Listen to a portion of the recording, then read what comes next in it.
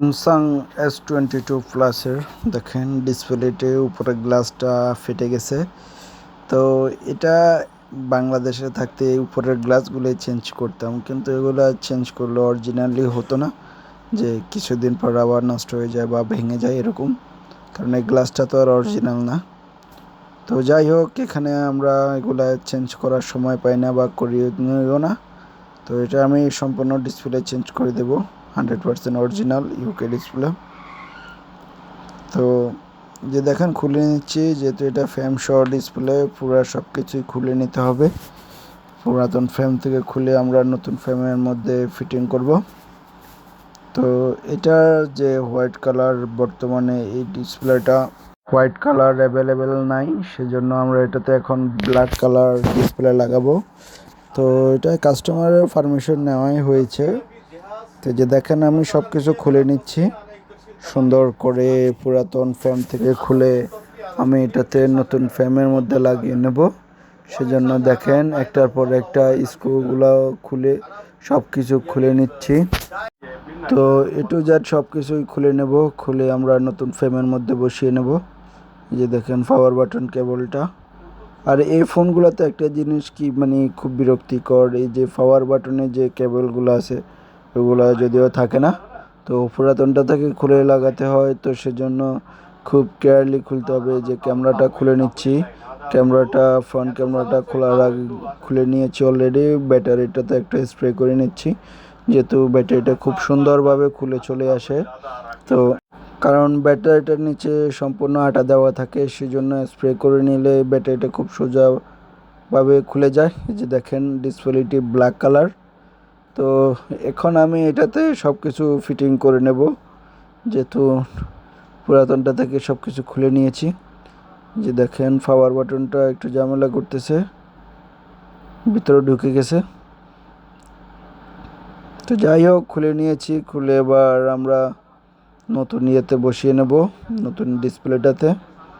এগুলা বলে রাখি, এগুলা ইউকে ডিসপ্লে, 100% অরিজিনাল, কোনো ধরনের ঝামেলা বা কোনো ধরনের সমস্যা থাকে না।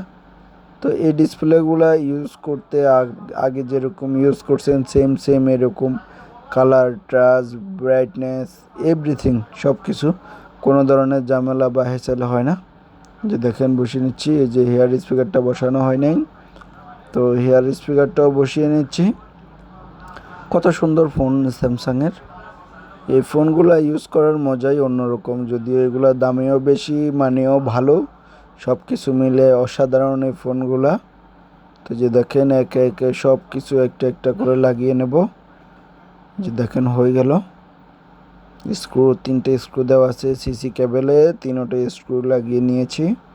কানেক্টরগুলো একটু ভালোভাবে লাগিয়ে নেব, যেহেতু করে ডিসকানেক্ট হওয়ার সম্ভাবনা খুব কমই থাকে, সেজন্য সুন্দর করে লাগিয়ে নেব। এই যে দেখেন সর্বশেষ ওয়ারলেস প্যাডটা লাগিয়ে নিলাম, লাগিয়ে কানেক্টরগুলো লাগিয়ে অন করে নেব।